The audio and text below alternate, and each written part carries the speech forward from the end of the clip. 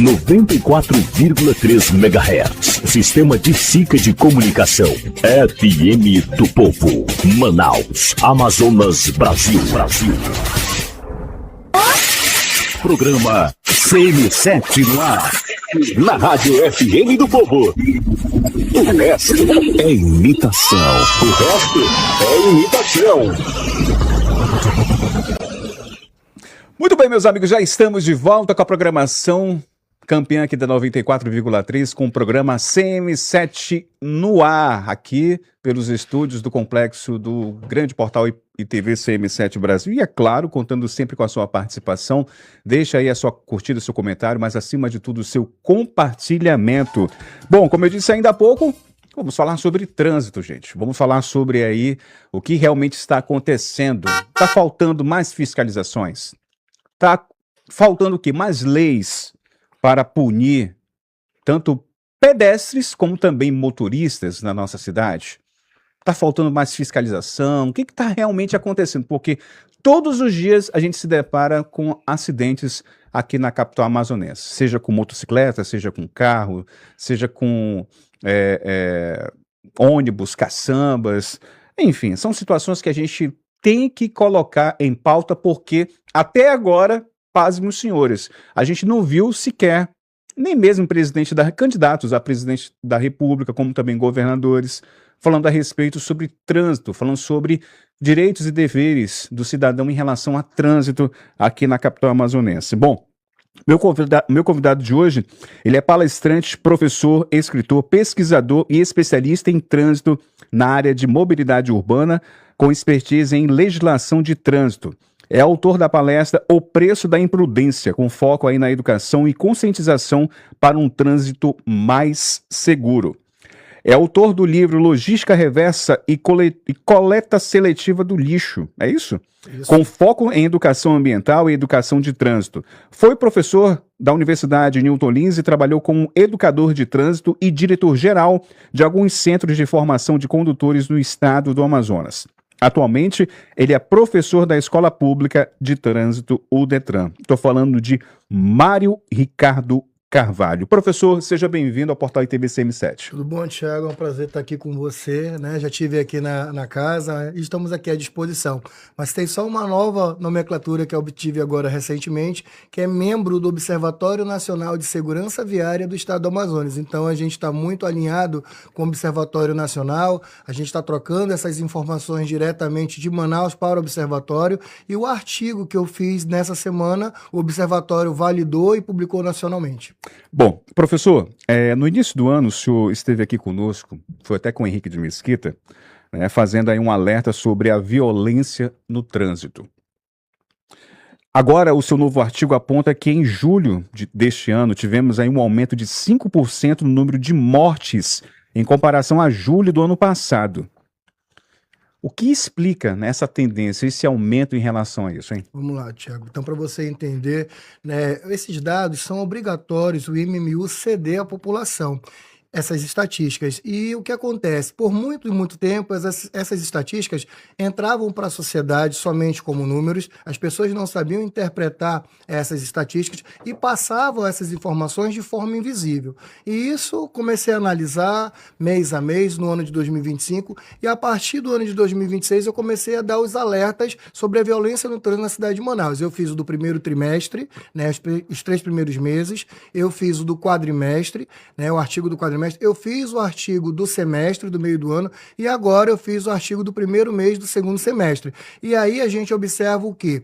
Agora, efetivamente, a gente já teve aí, até o dia 31 de julho de 2026, 147 vidas perdidas na nossa cidade, em comparação ao mesmo período do ano passado, 144 vidas, um aumento de 5%. Se eu falar somente isso, as pessoas vão entender assim, tá dentro de um padrão, tá? Ano passado foi 144, aumentou só 5%, mas não, a gente quer mostrar o seguinte, que não está sendo feito nada no sentido de educação e conscientização para o trânsito, que é o principal pilar do trânsito, né? O trânsito é composto por 3 pilares. A gente sabe o quê? O primeiro pilar é a engenharia de trânsito, e aí está sendo feito pelo IMMU obras estruturantes na cidade, sinalização viária, sinalização vertical, horizontal. Está sendo feita a fiscalização, também é um outro pilar do trânsito, e aí a gente tem a volta da fiscalização eletrônica, a fiscalização integrada entre os órgãos DETRAN, IMMU, Secretaria de Saúde, mega operações de blitz, está sendo feito legal. Mas o pilar que está sendo mais deficitário na nossa cidade é, infelizmente, a conscientização e a educação para o trânsito. E isso, sim, vai fazer uma grande diferença. Então, esses 3 pilares têm que andar em harmonia. Quando o senhor fala sobre conscientização, professor, na prática, o que isso representa no dia a dia do cidadão? Os agentes de trânsito, por exemplo, distribuir folhetos, campanhas publicitárias, o que isso pode refletir na prática do dia a dia? Eu acredito que as pessoas têm que pensar no mesmo objetivo, a gente não aceitar mais vidas perdidas e vidas lesionadas no trânsito da cidade. Em cima dessa temática, criar ações, medidas educativas, campanhas educativas para conscientizar melhor a população.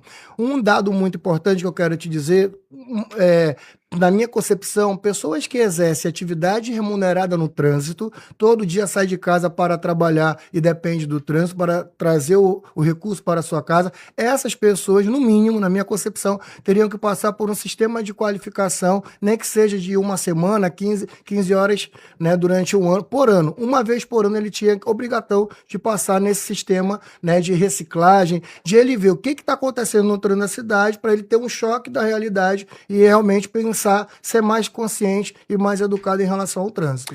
Professor, na sua opinião, qual é essa CNH social, né, que praticamente, eu posso dizer a grosso modo, que faliu, né, a autoescola hoje, as escolas, né, de formação? Isso contribui também para a questão, até porque hoje ficou muito mais fácil o cidadão tirar a Carteira Nacional de Habilitação, a CNH. Bom, a gente fala pela questão hoje das pessoas que não tinham condições de pagar, claro, o nível social, mas também isso reflete no dia a dia, na questão hoje de uma violência no trânsito? Com certeza absoluta, né? Eu, como especialista de trânsito, saí de sala de... Meu início, né, da minha jornada foi nas salas de aula, no Centro de Formação de Condutores, tem uma grande jornada, e fiquei muito triste com essa decisão do governo federal ano passado. Mas não sou eu, todos os especialistas com quem eu falo, o pessoal do observatório, também do qual eu faço parte, é inadmissível você ter um curso, por exemplo, de legislação de trânsito, a parte teórica. Para o candidato, ele vai lá aprender, mas com o objetivo de passar numa prova, que é no processo de habilitação.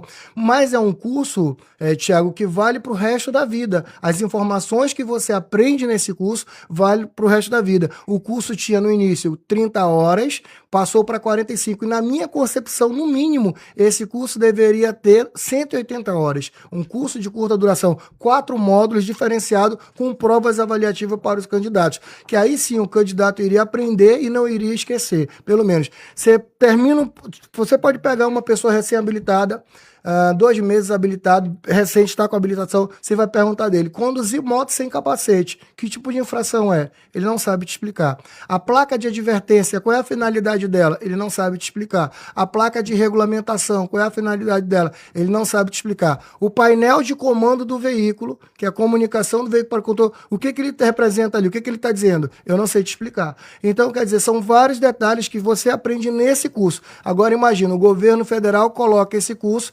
tira a obrigatoriedade de fazer na autoescola com um profissional local que conhece, trabalha isso há décadas, tem grande experiência e passa para um formato em EAD, onde você está estudando com um profissional também, só que existe a sazonalidade de cada país. Ele vai dizer coisas, não, a grosso modo, uma coisa mais simples do que já era antes, né? E aí o que a gente observa?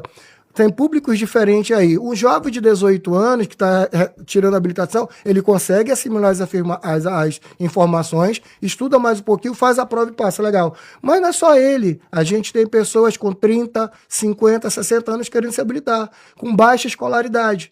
E a pessoa vai fazer esse curso, ok, vai tentar fazer a prova no Detran, não passa. Aí ele vai ter uma outra oportunidade de fazer gratuitamente. Ele estuda novamente, vai fazer, não passa. Aí ele vai procurar quem? A autoescola. A autoescola é que vai ter o instrutor para tirar todas as dúvidas dele ali presencialmente, e aí ele vai lá e consegue passar. Professor, nós temos algumas situações que acontecem diariamente. Quando eu digo diariamente, gente, é de domingo a domingo, aqui na cidade de Manaus. A primeira delas, excesso de velocidade. A segunda, falta de atenção. Terceiro, o consumo de álcool e a prática de rachas como a quarta. Eu pergunto para o senhor, qual dessas aí o senhor pode classificar que é a grande imprudência e que está faltando fiscalização e mais punição aqui na capital amazonense? Muito bem, Tiago. Então, essas 4 imprudências aí eu classifiquei, e isso não é só em Manaus, isso é no Amazonas e no Brasil como um todo. A principal é o excesso de velocidade, não tenho que correr. Há tempos atrás, a principal era a utilização de bebida alcoólica entorpecente, mas ela já não é mais a primeira, é a terceira na classificação. Hoje é o excesso de velocidade. Você, Tiago, pode bem observar que a Manaus, a nossa cidade, ela tem aí uma velocidade máxima permitida aos condutores, que é de 60 km por hora. E a gente vê, fora dessa regra, condutores andando a 100 km por hora, período de noite, madrugada, condutores chegando até 140, 160 km por hora. Fazendo racha. Fazendo racha. Os radares vieram para a nossa cidade, positivo, passamos, vamos dizer assim, uma década sem esses radares, e ele vem para tentar minimizar essa redução de velocidade nos locais. Para você ver, em outras cidades que não foram tirados os radares, tem cidade aí com mais ou menos 350 radares em toda a cidade. Cidade não anda, né? Pois é, né? E aí as pessoas, é mais conscientização. Eu vou te dar 2 exemplos de 2 cidades que eu tô... Agora, rapidinho, professor. Agora, é interessante que existem radares aqui na cidade de Manaus, né? A pessoa praticamente ela não obedece. Mas quando chega na estrada, na BR, ali, passou da ponte ali parece que estão vendo Deus ou então estão vendo o capeta, praticamente. Eles reduzem a velocidade, chega até o extremo, né? Parece que o medo da BR causa mais medo, né? O radar da BR causa mais medo do que da cidade. Eu vejo assim, Tiago, o que está efetivamente faltando para ter mais responsabilidade no trânsito é a presença do agente de trânsito. O agente de trânsito, ele é a autoridade máxima do trânsito, né? E aí a gente observa que onde tem um agente de trânsito, as pessoas reduzem a velocidade, respeitam. Se o agente de trânsito mandar você parar, você para, para te dar até mesmo uma orientação. Então, o que está precisando efetivamente é o agente de trânsito. Ele não faz só essa função de educativa, ele também pode alterar e melhorar a fluidez no trânsito. Você passa aí um congestionamento na cidade hoje para ir para o seu trabalho, né, e sair da sua casa e ir para o seu trabalho 1 hora, mais ou menos 1h30, e também sair do seu trabalho e voltar para sua residência 1 hora, 1h30. Vamos classificar 2 horas que você perde diariamente no trânsito para você fazer esse deslocamento. Então, o agente de trânsito, ele como autoridade, trabalhando nos 3 turnos, não só de manhã, mas à tarde também, no turno da noite, ele consegue dar fluidez. Ele tendo uma central de monitoramento, analisando os locais de maior... pontos críticos na nossa cidade, então o cara da central diz, olha, dá mais fluxo nessa via aí o outro vai estar puxando, segura aí um pouco, né? Então faz toda essa diferença, então precisa sim esse monitoramento e a participação efetiva do agente de trânsito na rua da cidade de Manaus. Professor, vamos falar sobre saúde, né? Que também é bastante importante, porque um dos dados mais chocantes aí no seu artigo é que 70% dos leitos dos hospitais públicos estão ocupados por vítimas de trânsito, considerando que já passamos aí mais de 17 mil atendimentos às vítimas lesionadas até junho deste ano. De que forma esse comportamento imprudente está prejudicando o cidadão comum, hein? Muito bem, né? Então a gente tem 3 situações aí, né? Temos o sinistro de trânsito, temos vidas perdidas e vidas lesionadas. Então, nas vidas lesionadas, a gente já tem na rede pública hospitalar um registro de mais de 17 mil atendimentos. E quando a gente fala desse atendimento, a gente está dizendo que o paciente entrou no hospital e que, por exemplo, ele não vai sair no outro dia. A gente não sabe mensurar quanto tempo ele vai ficar dentro do hospital. Se ele vai ficar um dia, se ele vai ficar 1 semana, se ele vai ficar 1 mês, se ele vai ficar 6 meses ou até mesmo 1 ano, né? E aí a gente não sabe. E aí essa aglomeração de vítimas lesionadas no trânsito chegou no patamar de 75% da capacidade do hospital está ocupado por esse tipo de vamos dizer, vítima lesionada do trânsito. E aí uma outra pessoa que está sofrendo uma outra doença, até num caso mais grave, vai procurar a rede pública hospitalar e não consegue atendimento. Volta para casa, procura uma outra situação, procura a rede particular e não consegue, porque os leitos da rede pública estão superlotados e praticamente 75% desse leito é ocupado por vítimas lesionadas do trânsito. Que o diga o Adriano Jorge, né? Que tá lotado, gente, lotado. Se você for no Adriano Jorge hoje, você vê assim uma fila de espera, né, de pessoas, algumas delas pegando alto, outras tentando entrar, mas vítimas de trânsito, né? O que a gente popularmente chama de tá com aquela antena no braço, então na perna, é motoqueiro. Tá com algum tipo de... É motoqueiro. Se não é motoqueiro, é motorista de carro de passeio. Então, pedestre também. Pedestre ciclista. também. Então, são pessoas que estão ali, né, por conta vítimas de trânsito. Mas também um outro dado, professor, gostaria que até o senhor falasse assim, abertamente em relação a isso, até como forma de orientação para quem sabe... para o próximo governador do estado, é que as zonas norte e leste, eles representam aí 60%, né, desses casos de acidentes. O que está faltando ali? É mais fiscalização dos agentes de trânsito? É uma infraestrutura? Ou é atenção mesmo do próprio motorista? Muito bem. Então, você tocou num ponto muito... Até isso a gente já mapeou. São as duas zonas mais vulneráveis e mais prejudiciais que estão resultando de vítimas perdidas e vítimas lesionadas do trânsito, a Zona Leste e a Zona Norte. Então, a gente sabe que tem infraestrutura lá, a gente sabe que precisa mais fiscalização nessas zonas, principalmente no horário da noite, madrugada e ao amanhecer, mas a gente também tem que pensar nesse pilar que é o da educação para o trânsito, né? Então a gente precisa criar mecanismos, ações que possam fazer a diferença. Campanhas educativas seriam uma boa, pit stops de orientação, uma série de situações, começando por essas zonas da cidade, né? Eu penso em criar, por exemplo, esse espaço para pessoas que exercem atividade remunerada. Quem exerce atividade remunerada, ele teria que fazer essa reciclagem, vamos dizer dessa forma. E aí eles receberiam um certificado. E para obter esse direito de prestar atividade remunerada, ele teria que apresentar esse certificado para ganhar uma licença para poder transitar durante um ano. Essa é uma das temáticas. Então ele teria uma obrigação. Então a gente está vendo que não tem mais uma obrigação. Então precisa ter obrigatoriedade para que as pessoas possam, realmente é interessante, é importante, e mudar, fazer nesse período de uma semana, fazer uma reflexão profunda dos seus atos ao conduzir o veículo, mudar o seu comportamento em relação aos outros no trânsito, né? E também mudar as suas atitudes. Dessa forma a gente vai fazendo, então a gente consegue ter uma diferença. Eu vou te dar um dado bem interessante aqui para você perceber, né, sobre aquelas estatísticas que a gente falou lá no início. A gente fez o comparativo desse ano e do ano passado, um aumento de 5%. Teria um número ideal, professor, de vítimas, vidas perdidas no trânsito? Sim, qual seria? Nenhuma.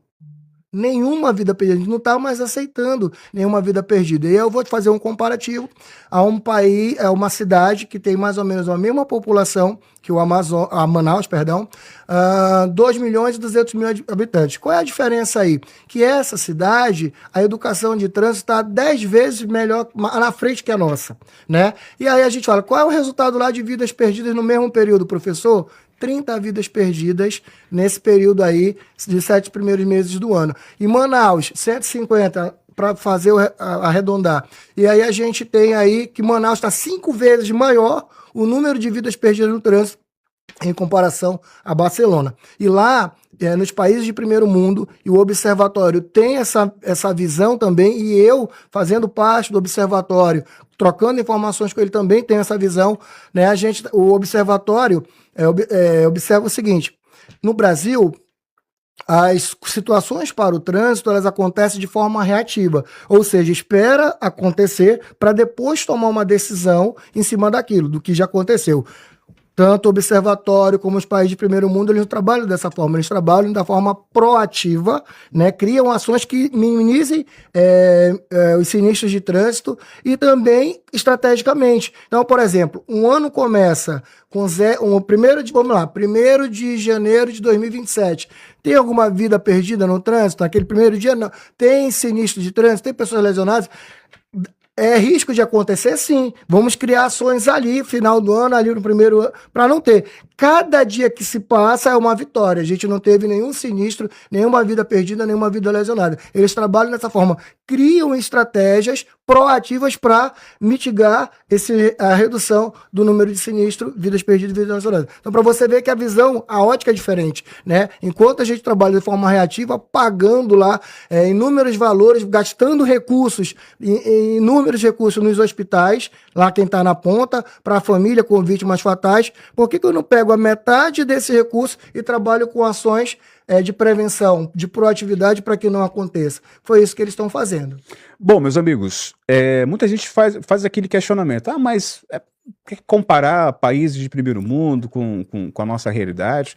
São exemplos de países de primeiro mundo que a gente tem que trazer para o nosso dia a dia, para a nossa realidade, gente. Sabe, essa semana mesmo eu estava ouvindo um humorista, né, dizendo o seguinte: eu estou aqui em Curitiba, tal, não sei o quê, Manaus é muito mais rica do que algumas cidades. Mas, bom, vamos lá. O governo do estado e prefeitura estão fazendo a sua parte em alguns momentos, em algumas situações atípicas. Vamos falar, por exemplo, sobre o lixo, né? O lixo, por exemplo. Se a gente vivesse numa cidade hoje que não tivesse coleta de lixo, tudo bem, a gente meteria a porrada aqui e cobraria, mas não.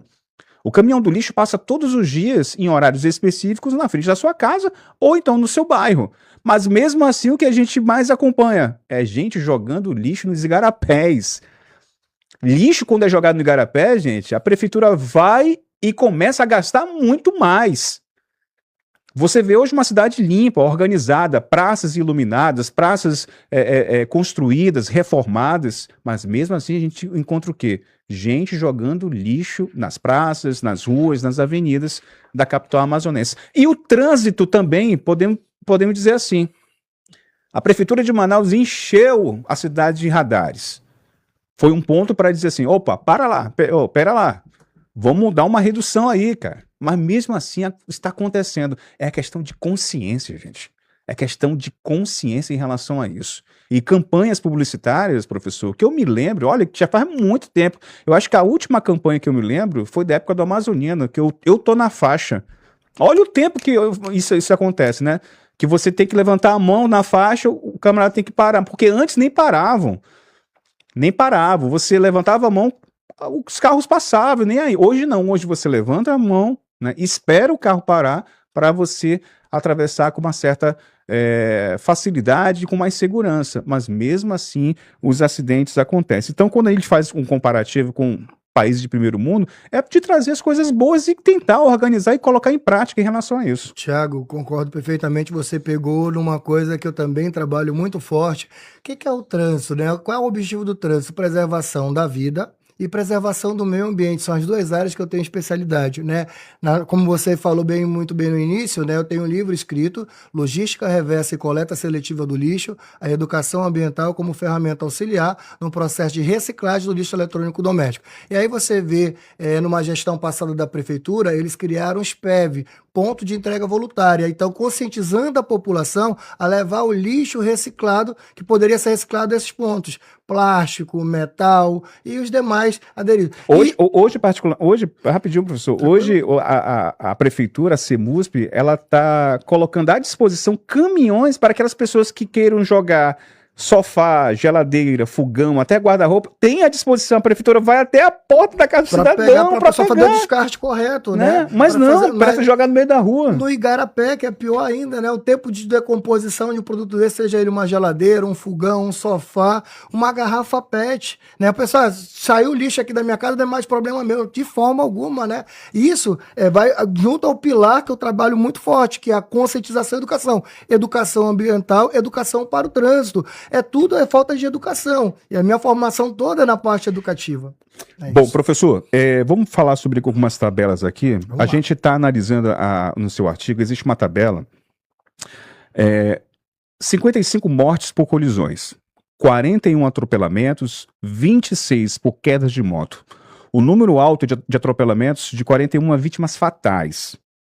Indica que a nossa cidade está hostil e perigosa para os pedestres? Muito bem, bem lembrado. Então a gente tem públicos aí. Qual é o público mais vulnerável no trânsito da nossa cidade? É o motociclista, e a gente pode depois dar uma oportunidade de falar sobre eles. E aí você tocou no pedestre, que é o segundo público mais vulnerável no trânsito. E nesse pedestre existe uma classificação aí. Entre os pedestres, qual é o mais vulnerável? O idoso. O idoso é uma pessoa que pensa que ele tem, vamos imaginar, o idoso mais 60. Ele pensa que que tem 30 anos. E aí ele acha que na faixa de travessia de pedestre ele vai conseguir fazer a travessia. E aí ele tem a sua locomoção reduzida, né? Ele vai mais lento. E o condutor do veículo que está se deparando com o idoso lá na faixa de pedestre, ele tem que enxergar, não somente ver, enxergar é eu interpretar que o idoso ele tem a sua locomoção reduzida e saber esperar ele concluir toda a travessia. Então a gente está vendo desses atropelamentos, muitos são idosos, né, que estão aí perdendo sua vida. A gente vê outras situações de crianças também, sem o acompanhamento dos pais, querendo correr na faixa de pedestre, mas isso já na faixa de pedestre, onde você bem citou que os condutores sabem que é o espaço para o pedestre fazer a travessia da via e muitos, infelizmente, não respeitam, né? E aí a gente se depara com muitas das vezes que é um motociclista que vem, né, não tem uma visão ampliada, tem vamos imaginar, uma carreta, um ônibus, e ele vem aqui no corredor, o pedestre está atravessando, ele acaba colidindo com o pedestre, né, atropelando o pedestre. Esse tipo de situação. Então precisa, sim, mais conscientização e educação para os motoristas que exercem atividade remunerada. Eu não quero somente classificar os motociclistas, que são os mais vulneráveis, mas todos que exercem atividade remunerada no trânsito. Essa semana mesmo, eu estava passando ali na Avenida Timbiras, na Cidade Nova, né, eu fui fazer um supermercado, né, e eu tinha um casal de idosos que moram na minha rua, né, e eu estava de longe já observando que eles estavam ali praticamente quase 1, 2, 3, chegava a 4 minutos tentando atravessar, né? Eu estava com um amigo, eu falei assim, vamos lá, rapaz, tentar atravessar ali o São Paulo, né? Esse meu amigo disse assim, parou, né? Parou o trânsito e eu peguei os velhinhos e a gente foi atravessar. Gente, para atravessar é uma dificuldade, né? É uma dificuldade, mas imagina a cabeça deles, né? Então, porque alguns deles tentam correr, tentam se apressar. Tô passando aqui 1 minuto, 2 minutos, não tem e a pessoa tá buzinando, não tem paciência. E aí eu vou te dar um dado. E a gente atravessou o São Paulo, Dona Carmen, mas é assim, gente, para você que tem idoso, o idoso é que nem criança, tá? Sai de casa, foge, quer comprar um pão, quer comprar alguma coisa, e muitas vezes tem que atravessar, tem que ter esse cuidado mesmo. Tiago, presta atenção aí nesse dado que eu vou te passar. Então, isso também reflete a educação e conscientização para o trânsito. Por exemplo, a gente tem cidades que são exemplos do nosso país em termos desses fatores. Temos aí Porto Alegre, né, que as pessoas são mais educadas e conscientes para o trânsito. Temos Fortaleza, temos Brasília e agora, pasma, Tiago, temos Boa Vista. Vou te dar um exemplo de Boa Vista. Aqui pertinho, olha só. Aí. Boa Vista foi a última capital do país a se formar realmente uma capital, sair lá. E lá, muitas pessoas vieram de várias localidades do país para tentar ganhar sua vida lá. Legal. Só que quando eles chegaram lá, eles perceberam que estava alguma coisa diferente no trânsito das suas cidades de origem. E ele, não, tá alguma coisa errada, vamos normatizar isso daqui. E a primeira coisa que eles normatizaram, ainda na década de 90, 3 décadas atrás aí, né? Praticamente 3 décadas atrás, o que eles fizeram lá? Eles criaram logo o mecanismo do quê? O pedestre da faixa de pedestre tem preferência. Já estava no Código de Trânsito Brasileiro e eles massificaram muito bem isso. Utilizaram os meios de comunicação na época e aí o pedestre se aproximava lá na faixa de pedestre, eles paravam, todo mundo parava, ninguém buzinava, respeitava o tempo de pedestre de travessia, ok. Hoje é um exemplo, né?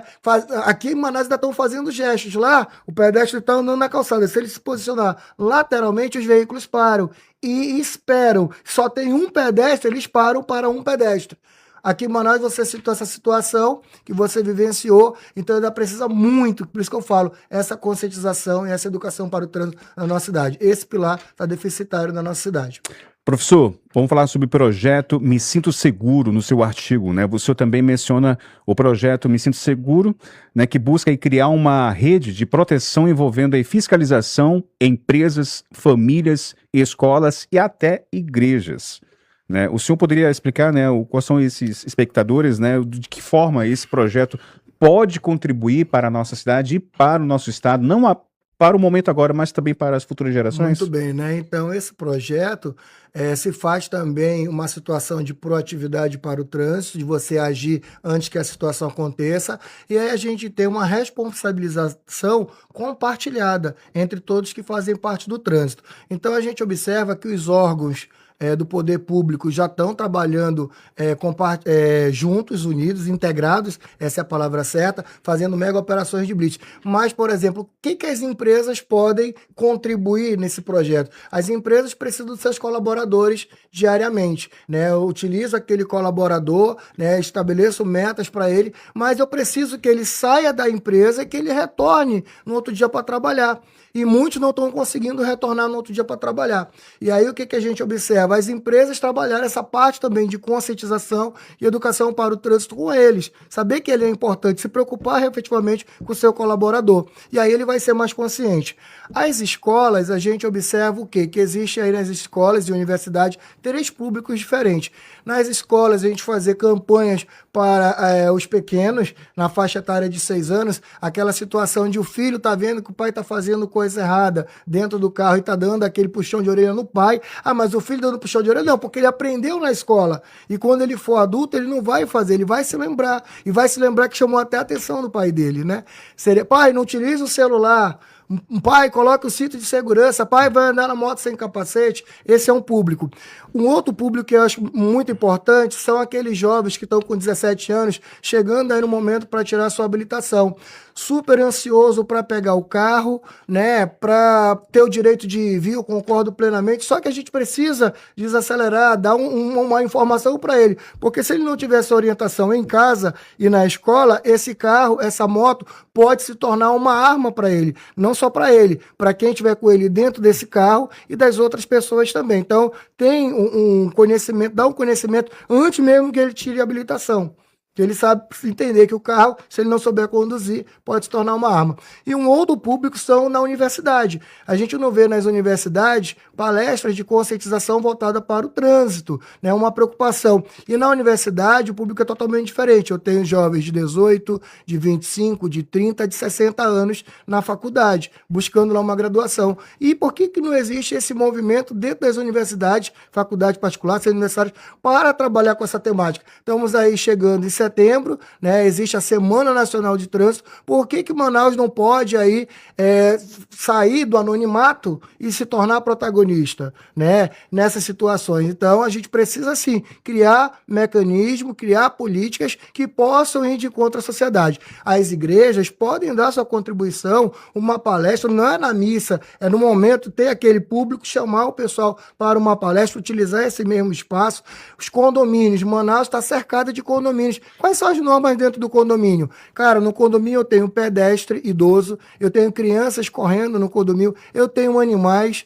Qual é a velocidade que eu posso andar dentro de um condomínio com um veículo? Então, existe todo o mecanismo. Então, é isso que eu falo, responsabilidade compartilhada. Quando todos estiverem na via, com certeza, recebendo essas orientações, a gente vai ter sim um trânsito mais humano, mais seguro e mais funcional para todos. Bom, professor, para encerrar, né, o senhor sempre, ou melhor, o senhor usou uma das frases, né, que a gente coletou aqui no seu artigo, que diz o seguinte: no trânsito, uma simples distração pode ser fatal e que quando uma vida é perdida, acaba uma família inteira, né? Qual é o seu apelo que o senhor pode fazer aí, principalmente ao povo da nossa cidade, ao povo que está nos escutando nesse exato momento, nos acompanhando tanto na capital como no interior do nosso estado?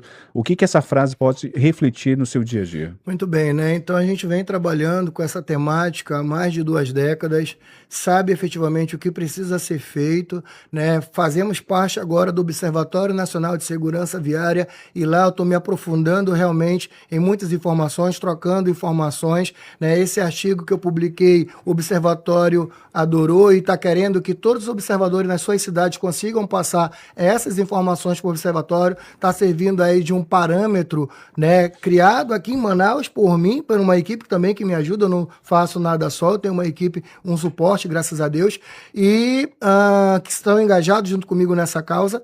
E aí o observatório deu esse plus. Então, o que eu observo do observatório? De 2024, qual foi a maior temática? Então, eles analisaram a maior imprudência do condutor é o excesso de velocidade, então eles criaram a campanha lá, no Maio Amarelo, desacelere, seu bem maior é a vida. E daí eu iniciei nessa minha pesquisa junto ao Observatório e criei aqui o projeto em Manaus, o Desacelera Manaus. Né? Hoje a gente tem as páginas nas redes sociais, Desacelera Manaus, temos um portal, que é o Desacelera Manaus, cuidando simplesmente dessa temática de trânsito, não só de trânsito, mobilidade urbana, sustentabilidade, saúde e educação.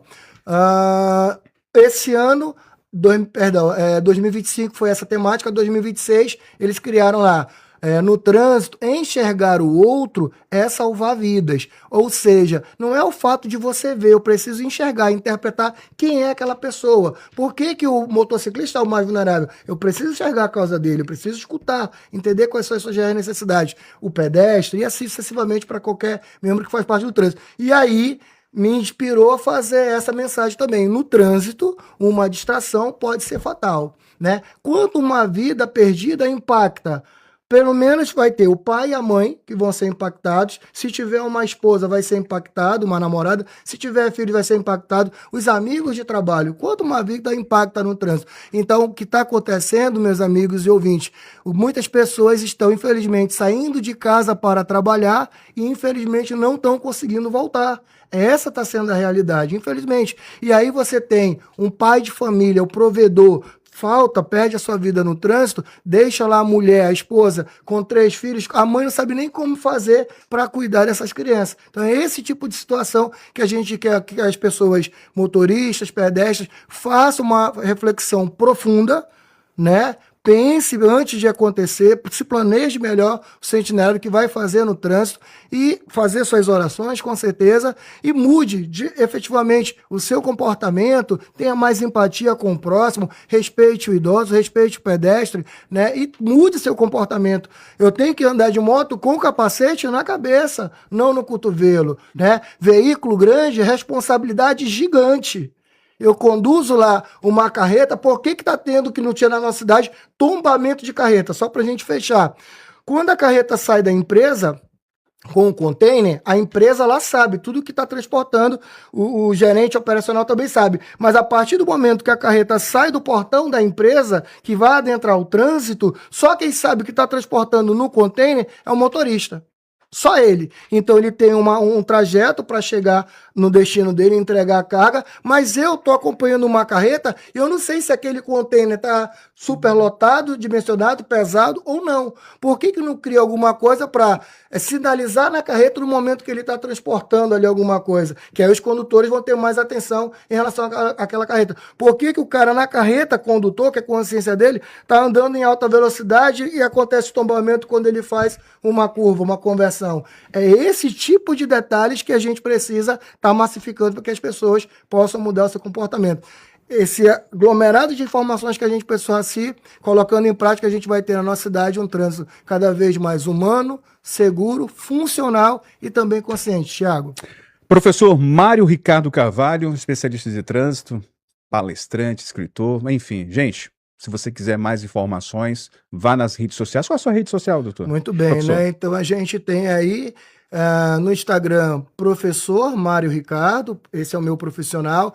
Temos também desacelera.manaus, tá? Essas são nossas redes sociais. E aí no próprio Instagram, né, você pode mandar um direct lá para mim, dizendo qual é a sua necessidade, qual é a sua demanda, tá? A gente vai, conversa numa boa, vê o melhor. Não só para você, né? A gente não tá, Thiago, pensando somente em ser remunerado. A gente também está pensando em passar informação de qualidade, passar um pouco dessa experiência de conhecimento. Então a gente entende a necessidade da pessoa e vê também que essa pessoa me leve lá, eu quero ir lá, vem aqui na minha comunidade que tem um grupo aqui de jovens para falar. A gente vai lá com todo carinho, né, respeito, para tentar passar essa informação de qualidade a todos. Então tá aí, meus amigos, entre em contato, faça o contato, de repente a sua empresa, a sua comunidade, o seu bairro, o seu condomínio, quem sabe, hein, uma divulgação, uma palestra, possa falar sobre trânsito na nossa capital. Eu, né, meu avô, né, acabou sendo atropelado, eu me lembro disso,